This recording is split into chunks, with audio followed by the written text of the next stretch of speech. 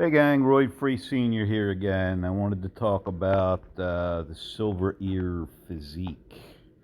And if we're going to talk about the silver ear, then we probably need to go and look first at the previous era to that, which was the bronze era.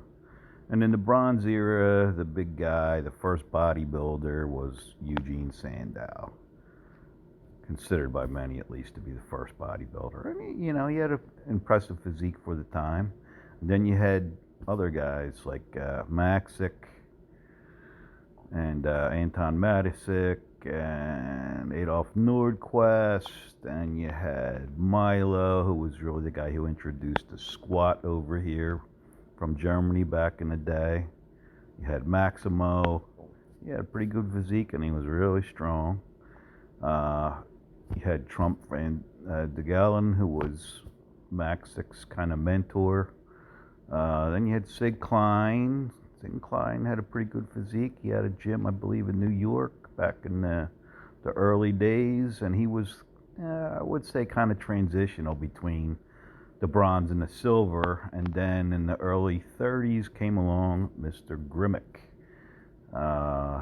And he dominated, I would say, at least the 30s. Then you had Reeves and Clarence Ross came along. And obviously, Reeves was an icon, played Hercules in the movies. Clarence Ross had some stuff on TV and was pretty popular at the time, too. And you can't go without talk about that era without talking about this guy, Mr. Reg Park. And I think that this handful of guys, and then of course you have Marvin Eder, who was, I believe, the first guy to bench press 500 pounds on a pretty shoddy bench back in those days. And I think all these guys were natty. George Eiferman